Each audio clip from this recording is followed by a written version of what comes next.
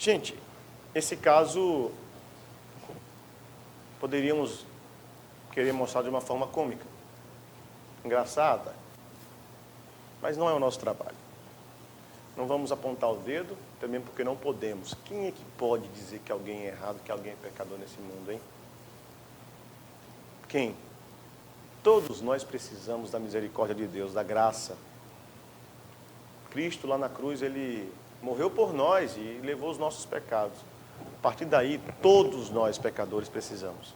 Então não existe pecadorzinho, pecadorzinho. Não, todo mundo é pecador. Então ninguém pode ficar apontando o dedo para ninguém e falar, eu sou santo, aquilo é mais... Não existe isso.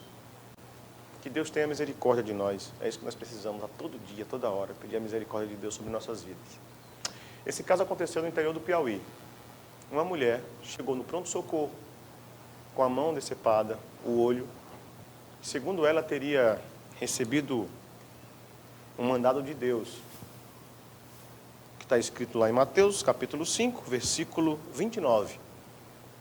Portanto, se o seu olho, o qual você enxerga melhor, faz você pecar, arranca-o e atira-o para longe. É melhor que seja destruída uma parte de você do que o corpo todo ser lançado no inferno. E se a sua mão, até mesmo a sua mão direita, faz você pecar, corte-a e jogue-a fora. É melhor perder uma parte do seu corpo do que ir todo ele para o inferno. E aconteceu que uma senhora foi ao extremo, cortou a própria mão, tirou o olho. A informação é de que ela sofre de problemas de depressão. Não resta dúvida que tem algum problema psíquico aí.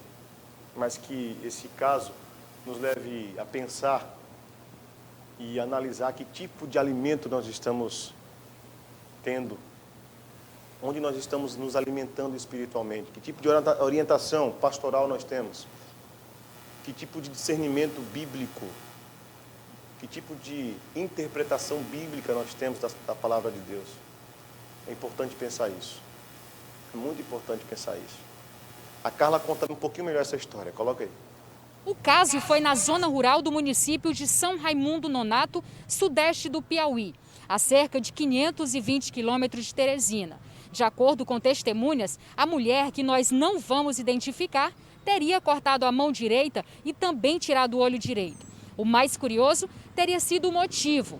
Ela informou que fez isso a pedido de Deus. O texto bíblico que utilizou para a mutilação está no Evangelho de Mateus, capítulo 5, dos versículos 27 a 30, onde está escrito: Portanto, se o teu olho direito te escandalizar, arranca-o e atira-o para longe de ti, pois te é melhor que se perca um dos teus membros do que seja todo o teu corpo lançado no inferno.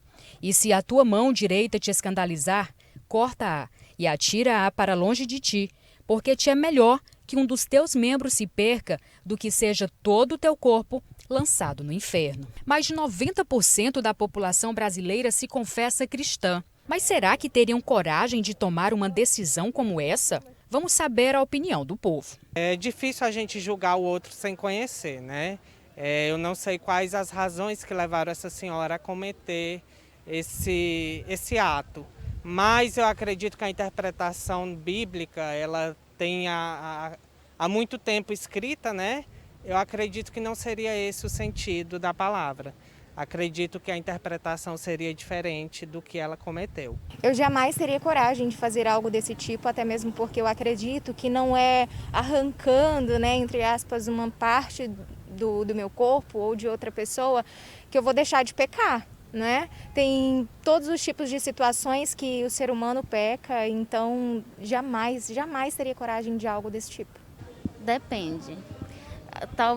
Até que teria coragem. Para ir para o céu eu teria coragem de fazer isso. Esse é o teu entendimento? Aham. Faria. O senhor teria coragem de fazer uma coisa dessa? Não, agora ainda. Por quê? Estava doente a peça? O olho dela estava doente? Não. Não, tá. É loucura. Você não faria isso? Eu mesmo não faço não. Aquele louco é quem faz. Se agora estiver doente, vou o médico cortar um pedaço, é outra coisa. Uhum. Tu é louco, eu vou arrancar um pedaço meu para mim... Não, para mim... Eu vou destruir um pedaço de mim, para quê? O pastor Rael Campos, da Primeira Igreja Presbiteriana de Balsas, que é bacharel em teologia pelo Seminário Presbiteriano do Norte, nos explica como deve ser a visão cristã nesse contexto. Ler e entender as Escrituras é uma tarefa simples, é uma tarefa fácil? Sim e não. Por quê? Porque sim. Sim, porque aqueles que nasceram de novo e têm o Espírito Santo habitando em seus corações, eles têm o próprio autor como o seu auxiliar na leitura. Isso não significa, logicamente, que todas as informações técnicas a respeito do idioma, do tempo verbal e tudo mais, contexto cultural, isso vai ser feito um download automaticamente na mente daqueles que nasceram de novo. Mas eles vão conseguir compreender a verdade do Evangelho, o que diz respeito à nossa necessidade de salvação. Mas e as outras nuances? É necessário que haja dedicação, estudo, empenho. Não é à toa que sempre foi importante na vida da igreja a formação de pastores. Nós sabemos que a Escritura ela não foi escrita originalmente em português. Sabemos que a sua língua original do Antigo Testamento é o hebraico, e do Novo Testamento o grego koiné, o grego mais antigo, não é? Então é importante que aqueles que se afadigam no ministério da palavra, eles tenham um mínimo de conhecimento técnico, do texto sagrado. É importante porque uma leitura descuidada pode levar, sim, a alguns erros e a muitas aplicações que são em desacordo com o todo. Mas existe uma regrazinha de ouro que serve para nos auxiliar.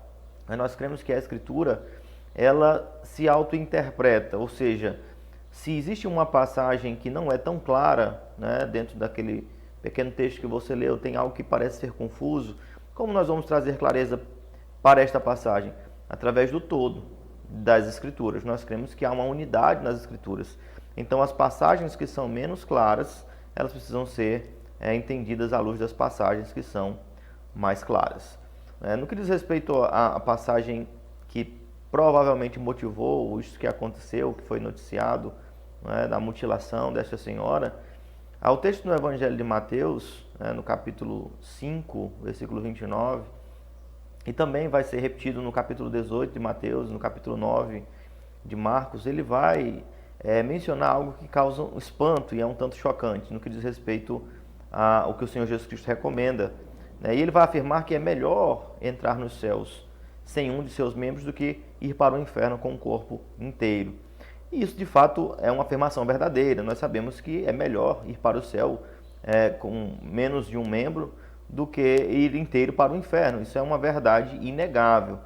Mas a questão é, será que o que o Senhor Jesus Cristo está falando é, de fato, uma ordem, deve ser recebido de forma literal, ou é um recurso linguístico que ele utiliza, desta hipérbole de algo que aparenta ser de fato chocante para chamar a atenção dos seus ouvintes para a seriedade que deve ser dada no que diz respeito à prática do pecado? Por que eu digo que a afirmação do Senhor de arrancar o olho, ela não deve ser recebida de forma literal?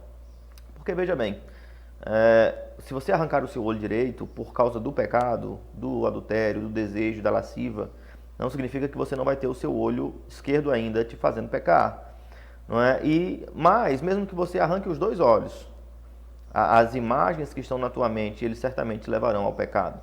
Então, a questão que o Senhor Jesus Cristo aborda não é que se você tiver um membro a menos, você não vai mais pecar, mas é que você precisa tratar com seriedade, com seriedade tal ao pecado que você esteja disposto a abrir mão de coisas que te são muito importantes e de valor para não pecar. Então, eu acredito que este seja o espírito do texto. Nós sabemos que, por mais que eu arranque os meus olhos, arranque as minhas mãos, o meu coração ele continua sendo pecaminoso. E a mortificação da carne, ela é feita por meio do novo nascimento, do desenvolvimento espiritual, e não apenas pela flagelação ou pelo sofrimento na carne. A mortificação da carne é um exercício espiritual. Então, é importante que nós antes de tomarmos atitudes desta gravidade, termos plena convicção de que de fato é a verdade inequívoca das Escrituras. E nós podemos ver isso conversando com os nossos líderes, pastores, consultando a história da igreja, o que a igreja entendeu sobre esse texto ao longo da história. É importante que nós tenhamos essa cautela para não causarmos grande mal a nós mesmos e ainda um mau testemunho no que diz respeito ao nome da Igreja de Cristo. Certamente o agir desproporcional e descuidado, ele causa também vergonha ao Evangelho. Mas que o Senhor tenha misericórdia de todos os seus filhos, que nós possamos entender a sua voz com clareza e glorificar o seu nome com as nossas vidas. Um forte abraço a todos. É isso. Nós precisamos cada vez mais ser nutridos, porque quem acredita que só existe só a matéria, só o corpo, basta um sintoma da Covid para passar a acreditar que existe um espírito. Sei de casos de pessoas que estão, não, a minha vida é só trabalho e tal, e se resume a isso. Na hora que vem a primeira dor de cabeça, meu Deus, é a Covid. Meu Deus, já começa aí. E aí você vê que você tem um espírito, que você tem uma alma. Que Deus possa ter misericórdia de nós, é o que nós precisamos.